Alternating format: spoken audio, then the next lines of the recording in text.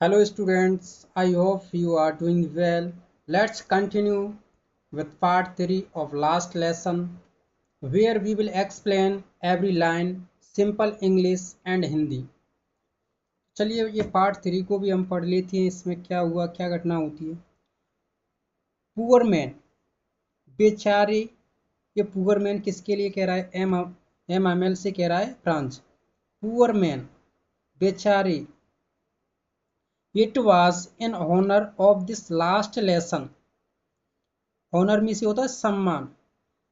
This में से इस, लास्ट लेसन में से इस लास्ट लेसन के सम्मान में था। ये क्या था लास्ट लेसन के सम्मान में?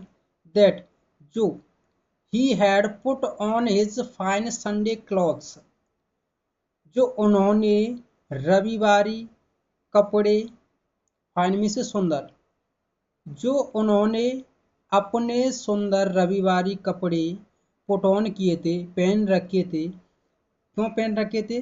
Honour of this last lesson, इस अंतिम पाठ के सम्मान में। चलिए आगे पढ़ती हैं। एंड नाउ आई अंडरस्टूड, और अब मैं समझ गया, why the old man of the village was sitting there in the back of the room.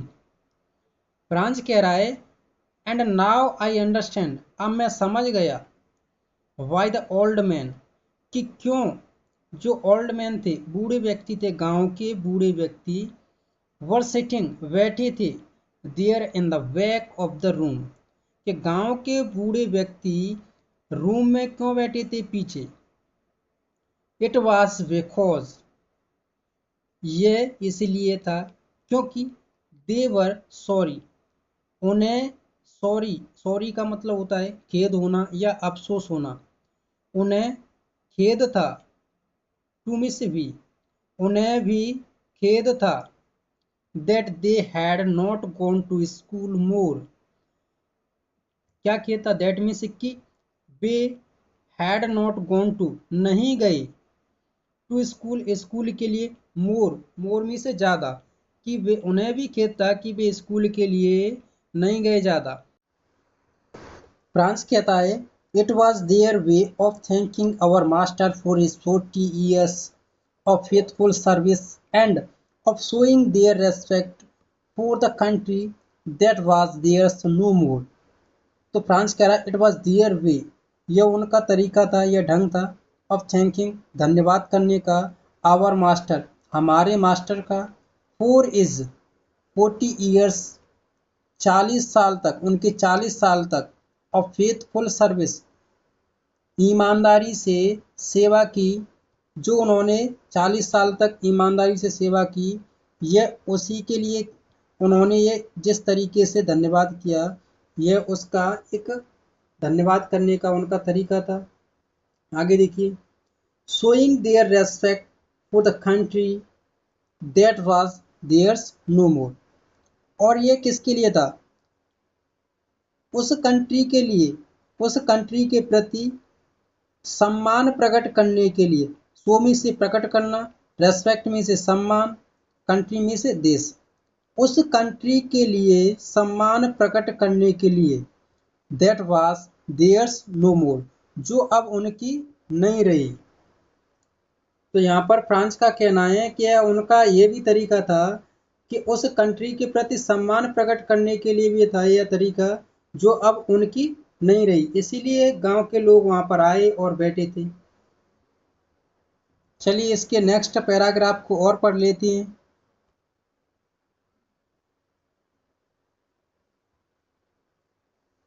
While I was thinking of all this, France कह रहा है जब मैं, थिंकिंग में से सोच रहा था, ऑफ ऑल दिस, दिस में से यह, ऑल में से सब, जब मैं यह सब सोच रहा था, आई हियर्ड, मैंने सुना, माई नेम कॉल्ड, मैंने अपने नाम का बुलावा सुना, कॉल्ड में से होता है बुलावा।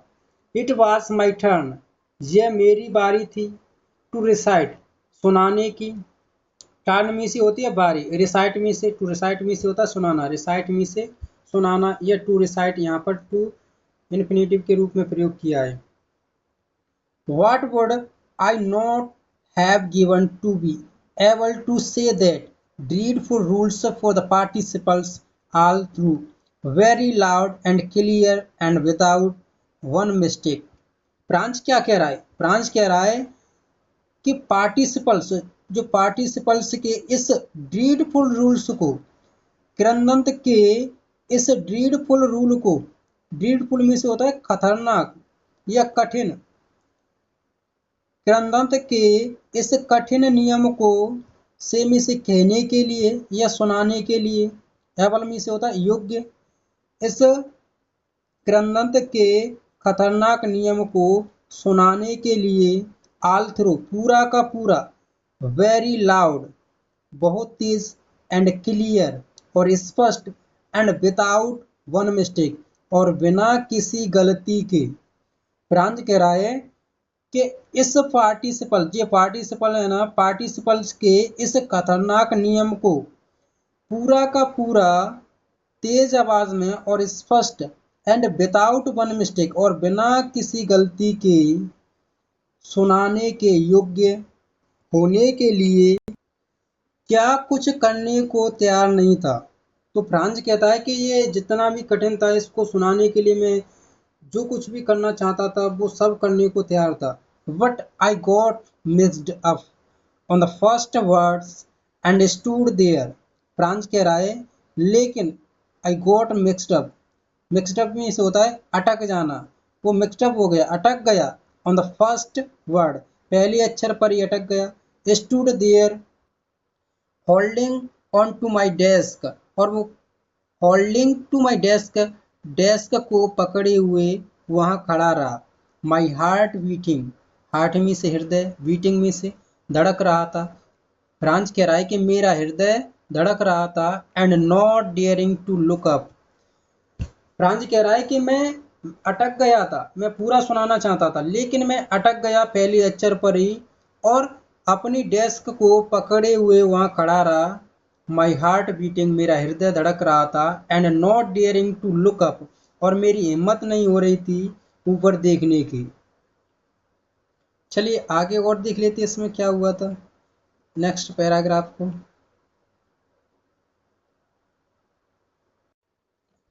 फ्रांस कह रहा है आई हियर्ड एम अमेल से टू मी, मैंने एम अमेल को मुझसे कहते हुए हियर्ड सुना, I want scold you, scold means होता है डांटना, मैं तुम्हें नहीं डांटूंगा, लिटिल फ्रांस छोटे फ्रांस, यू मस्ट तुम्हें, feel bad enough, you must feel bad enough, तुम्हें बहुत बुरा लग रहा होगा, इनफ में से बहुत, बैड में से बुरा, फील में से लगना या महसूस होना। सी हाउ इट इज, देखो यह कैसे है, every day we have said to our self wow I have plenty of time, every day हर दिन हम अपने आप से खुद से कहते थे वाओ, अरे हमारे पास अभी बहुत समय है, प्लेंटी माने बहुत, I will learn it tomorrow, क्या मैं इसे कल सीख लूँगा। हम अब तक सोचते थे, अब तक ये कहते रहते थे कि हम इसे कल सीख लेंगे, अभी हमारे पास बहुत टाइम है। अब देख लो अब हम कहाँ गए, and now you see where we come out, अब तुम देख लो, now you see where we have come out, अब तुम देख लो हम कहाँ आ गए, कहाँ पर आ गए हैं अब हम। या that's the great trouble with अल्सेस, या हाँ, दैट्स ग्रेट ट्रबल विद अल्सेस, हाँ यही जो बड़ी समस्या है, ग्रेट ट्रबल मीन्स होता है बड़ी समस्या या बड़ी मुसीबत, विद अल्सेस, अल्सेस के साथ है, हाँ यही बड़ी समस्या अल्सेस के साथ भी है। She puts off learning till tomorrow, now those follow out there will have the rights to say to you, she puts off learning till tomorrow, वह टालती रहती थी सीखना, टिल टुमारो कल पर टालती रहती थी, now those follow out there will have the rights to say to you. अब फ्रांस क्या कह रहा है, वो सॉरी उनके टीचर क्या कह रहे हैं, एम अमेल नाउ में से अब, फॉलो में से होता है कोई व्यक्ति, दोज में से वो है, राइट्स में से अधिकार, से में से कहने का, यू में से आपसे। अब उन बाहर से आए लोगों को तुमसे कहने का अधिकार होगा। जो बाहर से लोग आए हैं उनको तुमसे कहने का अधिकार होगा। How is it you pretend to be Frenchman. How is it, क्या बात है, you pretend to be Frenchman. Pretend मी से होता है दावा करना। एम अमेल कह रही हैं कि तुम, अगर वो आएंगे तो वो आपसे क्या कहेंगे, यू प्रिटेंड, तुम दावा करते हो होने का फ्रेंचमैन, कि तुम फ्रेंचमैन हो, फ्रेंच के व्यक्ति हो, दावा करते हो। And yet you can neither speak और not write your own language. तो वहाँ के लोग आपसे क्या कहेंगे, फिर भी तुम अपनी भाषा को ना तो बोल सकते हो, वन लैंग्वेज, अपनी भाषा को ना बोल सकते हो और ना लिख सकते हो। जो बाहर से जो लोग आए हैं वो आपसे कहेंगे कि आप दावा करते हो कि आप फ्रेंच के हो, लेकिन फिर भी आप ना तो अपनी भाषा को बोल पा रहे हो, वन लैंग्वेज, और ना ही लिख पा रहे हो, तो तुम कैसे फ्रेंचमैन हो, कैसे फ्रेंच के व्यक्ति हो, वहाँ के निवासी हो, तुम अपनी खुद की भाषा को नहीं जानते हो। But you are not the worst. M Hamel कहती हैं लेकिन you are not the worst, आप सबसे बुरे नहीं हो। पुअर लिटिल फ्रांस, बेचारे छोटे Franz, we have all great deal to reproach our self with. हमारे स्वयं के पास बहुत कुछ दिखाने के लिए है। रिप्रोच माने होता है दिखाने के लिए, ग्रेट डील माने बहुत कुछ है। हमारे स्वयं के पास बहुत कुछ दिखाने के लिए, ऐसा फ्रांस के टीचर कह रहे हैं एम अमेल। चलो इसको एक बार मैं हिंदी में थोड़ा सा और पढ़ा देता हूँ। फ्रांस कह रहा है कि मैंने सुना एम अमेल को मुझसे कहते हुए, मैं तुम्हें नहीं डांटूंगा, तुम्हें बहुत बुरा लग रहा होगा। देखो यह कैसे है, तुम हर दिन यह कहते रहते थे कि हमारे पास बहुत समय है। तुम हर दिन कहते थे we have said to our self, खुद से कहते थे wow we have plenty of time, हमारे पास बहुत समय है। लर्न इट टुमारो, क्या इसे कल याद कर लेंगे। Now you see where we have come out, देख लो अब हम कहाँ आ गए, कहाँ पे खड़े हैं। या that's the great trouble with अल्सेस, यही समस्या अल्सेस के साथ भी है। यह जो बड़ी समस्या है अल्सेस के साथ भी है, जो सीखने को कल पर टालती रहती थी, जो भी कुछ सीखना था उसे वह अगले दिन पर टालती रहती थी। अब जो बाहर के लोग हैं उनको कहने का यह अधिकार हो गया कि यह क्या बात है कि तुम अपने आप को फ्रेंच कहने का दावा करते हो, लेकिन फिर भी तुम्हें ना तो तुम्हारी खुद की लैंग्वेज आती है और ना ही तुम लिख पाते हो, ना ही बोल पाते हो। लेकिन इसमें तुम ही सबसे ज़्यादा बुरे नहीं हो छोटे फ्रांस।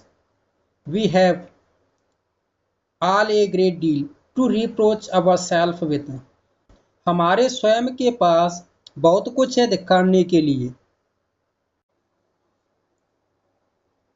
फ्रांस के टीचर कहते हैं योर पेरेंट्स वर नॉट, एक बार इसको सही कर लेने दो पहले,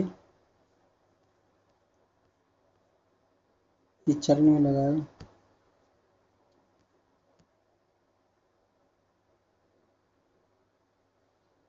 चलो अब ठीक है। Your parents were not anxious, your parent, M Hamel कहती हैं your parents were not anxious enough to have you learn, आपके माता पिता नॉट एंग्सियस, इसका मतलब होता है नहीं थे, एंग्सियस मीन्स इच्छुक, इनफ में से ज़्यादा, यह बहुत, टू हैव यू लर्न, आपको पढ़ाने के या सिखाने के, आपके माता पिता भी ज़्यादा आपको पढ़ाने के इच्छुक नहीं थे। They preferred to put you to work on a farm at the mills. तो वे क्या प्रीफर करते थे, वे चाहते थे, वे प्रीफर कर रहे थे आपको, वे रखना चाहते थे या आपको लगाना चाहते थे। यू टू वर्क, आपको काम पर, ए फार्म, एक खेत में, या फिर किस में लगाना चाहते थे, या फिर किसी मील में, कोई मील मिल जाए या फिर खेत, उस काम पर आपको लगाना चाहते थे। Your parents were not anxious enough to have you learn. M Hamel कह रहे हैं कि आपके माता पिता एंक्सियस में इच्छुक नहीं थे। नॉट एंक्सियस, एंक्सियस का हिंदी अर्थ होता है इच्छुक, और नॉट माने नहीं, इनफ में से बहुत, काफ़ी, ज़्यादा। तो आपके माता पिता आपको सिखाने के ज़्यादा इच्छुक नहीं थे। They prefer to put you to work on a farm और एट द मिल्स। फार्म माने होता है खेत, मिल्स माने मिल, वर्क माने काम। तो वे आपको लगाना चाहते थे या रखना चाहते थे वर्क पर, काम पर, ये फार्म और एट द मिल्स, या तो खेत में या फिर किसी मिल्स में आपको काम पर लगाना चाहते थे। सो हैज़ टू, ताकि, सो हैज़ टू का हिंदी अर्थ होता है ताकि, have a little more money, इससे थोड़े पैसे और मिल सके उन्हें। एंड आई, मैं भी, और मैं, I have been to be blame also, blame mean, blame का हिंदी अर्थ होता है दोषी, आल्सो माने भी, मैं भी दोषी हूँ। एम एल ए वो कह रहे हैं और मैं भी दोषी हूँ, ब्लेम हूँ इसका, मुझ पर भी इसका ब्लेम है। Have I not often sent you to water my flower instead of learning your lesson. अब एम अमेल कह रहे हैं उनसे, क्या मैंने तुम्हें कई बार अपना पाठ पढ़ने की इंस्टेड में बजाय पौधों में पानी देने के लिए नहीं भेजा। एम अमेल है वो कह रही हैं, क्या मैंने कई बार, ऑफन में अक्सर या कई बार, तुम्हें जो पाठ याद करने के बजाय, लर्न योर लेसन, आपका पाठ याद करने की बजाय, इंस्टेड में से होता है बजाय, टू वाटर माई फ्लावर, मेरे पौधों में पानी डालने के लिए नहीं भेजा, सेंट में से भेजा। तो एम अमेल कह रही हैं, क्या मैंने कई बार तुम्हें पाठ पढ़ाने के बजाय अपने फूलों को पानी देने के लिए नहीं भेजा था। एम अमेल क्या कह रहे हैं, क्या मैंने कई बार तुम्हें पाठ पढ़ाने की बजाय पौधों में पानी देने के लिए नहीं भेजा। एंड व्हेन, और जब, आई वांटेड टू गो, जब मैं जाना चाहता था, फिशिंग, जब मैं मछली पकड़ने के लिए जाना चाहता था, did I not just give U A holiday. अब एम अमेल के, जब मैं मछली पकड़ने के लिए जाना चाहता था तब क्या मैं तुम्हें छुट्टी नहीं दे देता था। तो वो क्या कह रहे हैं, जब मैं मछली पकड़ने के लिए जाना चाहता था तब मैं क्या तुम्हें छुट्टी नहीं दे देता था। चलिए इसके अगले पैराग्राफ को देखते हैं। Then from one thing to another M Hamel went to talk of the French language. फिर एम हमेल एक दूसरे से बात करते हुए, टॉक करते हुए, फ्रेंच लैंग्वेज के बारे में बात करने लगे। एम हमेल है ना, फिर क्या करते हैं, वो एक दूसरे से बात करते हुए एम हमेल फ्रेंच लैंग्वेज के बारे में बात करने लगती हैं। सेइंग दैट, कहते हैं, it was the most beautiful language in the world. वो कह रही हैं कि यह लैंग्वेज है ना, जो फ्रेंच लैंग्वेज, वो इसके बारे में कहती हैं कि यह संसार की, it is the most beautiful language in the world, इस संसार में सबसे सुंदर लैंग्वेज है, सबसे सुंदर भाषा है। वो फ्रेंच लैंग्वेज की बात करते हुए कहते हैं कि यह फ्रेंच लैंग्वेज है, यह वर्ल्ड में सबसे ब्यूटीफुल लैंग्वेज है, सबसे सुंदर लैंग्वेज है। एम अमेल कहती है, the clearest the most logical, ये है ना एकदम स्पष्ट और मोस्ट लॉजिकल है, मतलब सबसे अधिक स्पष्ट है, वह तर्क संगत है। ये लॉजिकल का मतलब होता है तर्क संगत, और क्लियरेस्ट एकदम स्पष्ट है सबसे ज्यादा। That we must guard it among us and never forget it, हमें इसे याद रखना चाहिए और इसे नेवर फॉरगेट, इसे कभी नहीं भूलना चाहिए। बिकॉज, क्योंकि when a people are enslaved, as long as they hold fast to their language, it is as if they had the key to their prison। यहाँ पर लोगों का जो पीपल है ना, पीपल का हिंदी अर्थ आपको यहाँ पे लोगों से, लोगों नहीं निकालना, यहाँ पर राष्ट्र निकालना है। when, जब कोई राष्ट्र इंस्लेव्ड गुलाम बनता है, या फिर पकड़े जाते हैं, या फिर किसी के कैदी बनते हैं, एज लॉन्ग एज, जब तक, एज लॉन्ग एज का मतलब क्या होता है, जब तक, they hold fast to their language, जब तक वे अपनी भाषा को, जब तक वे अपनी भाषा से पक्की तरह से जुड़े रहती हैं, या फिर अपनी भाषा को जितने अच्छे से सीखे हैं, जितनी अच्छी उस पर पकड़ है भाषा पर, it is as if they had the key to the prison, it is as if they had the key to their prison। इसका हिंदी अर्थ होगा, तब तक उनके पास की है, चाबी है, टू देयर प्रिजन, उस जेल से, उनकी उस जेल से बाहर निकलने की उनके पास क्या है, की है। अगर आप जितने फास्ट है, जितने होल्ड फास्ट करोगे अपनी लैंग्वेज को, तो आप क्या कर सकते हो, आपके पास की है उस प्रिजन से बाहर निकलने की। आप कोई भी प्लान बना सकते हो अगर आपको जेल से बाहर निकालना है तो, क्योंकि ये हमारी अलग लैंग्वेज है, उन्हें ये भाषा समझ में नहीं आएगी, तो आप अपने प्लान को कैसे भी किसी एक दूसरे से, अपने साथी से शेयर कर सकते हो। जब आपको अपनी लैंग्वेज नहीं आएगी, उन्हीं की लैंग्वेज में कोई प्लान बनाओगे, तो आप जल्दी पकड़े जाओगे। तो इसीलिए लैंग्वेज सीखना ज़रूरी है अपनी। Because when a people are enslaved, as long as they hold fast to their language, it is as if they had the key to their prison। क्योंकि जब कोई राष्ट्र गुलाम बन जाता है, जब कोई राष्ट्र गुलाम बन जाता है, तो वे अपनी तब तक वे अपनी भाषा से पक्की तरह से जुड़े रहते हैं, तब तक उनके पास अपनी जेल से या फिर उससे निकलने की चाबी है। जो जिस प्रिजन में वो बंद हैं, उस प्रिजन से उनके पास निकलने की चाबी है। अगर as long as they hold fast to their language, जितने अच्छे से अपनी लैंग्वेज पर वो अपनी पकड़ बनाए रखेंगे, उतने उनके पास प्रिजन से निकलने की है। चलिए आगे। Then he open a grammar and read us our lesson. उसके बाद फिर क्या करते हैं, फिर उन्होंने व्याकरण की किताब खोली।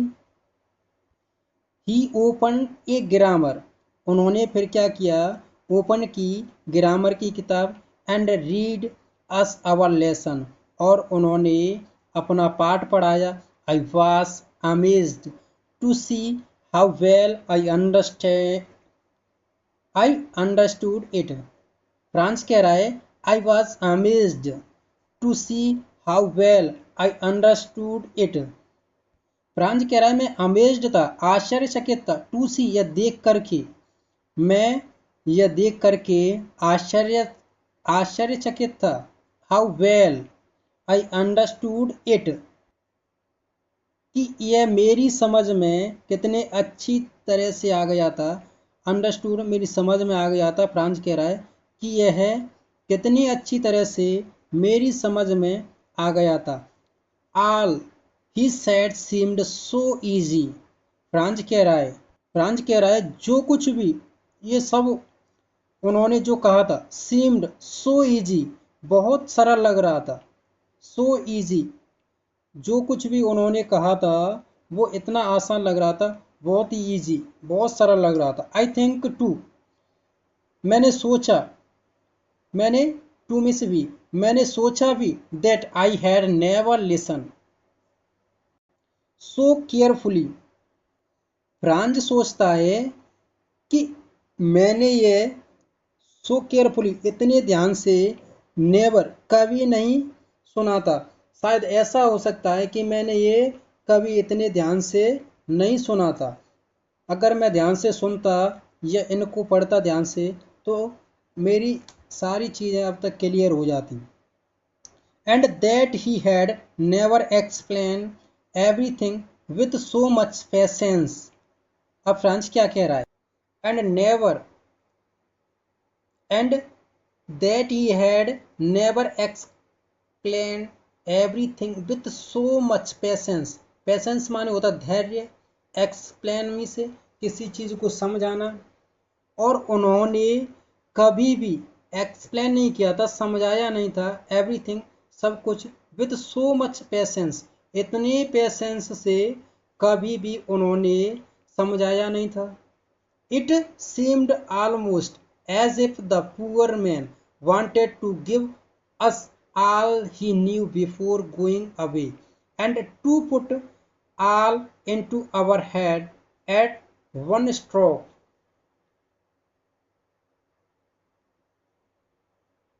It seemed almost ऐसा लग रहा था, इट सीम्ड ऐसा लग रहा था, एज इफ जैसे, द पुअर मैन बेचारे, वांटेड चाहते हैं, टू गिव अस आल हमको सब कुछ, ही न्यू वो है जानते हैं, बिफोर गोइंग अवे जाने से पहले, जो भी उन्हें आता है जितना कुछ भी वो जानते हैं वो सब जाने से पहले हमें देना चाहती है, सिखाना चाहती है। And to put it all into our head at one stroke.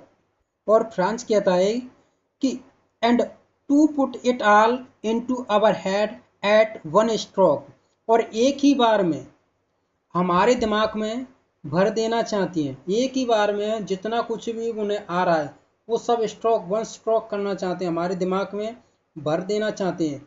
To put it all into our heads at one stroke, वो एक ही बार में जितना कुछ भी आ रहा है वो सोच रहे हैं कि ये सारी चीज़ इनको एक ही बार में सिखा दूँ, ऐसा लग रहा है फ्रांस को। आज वो इस हिसाब से उनको पढ़ा रहे हैं।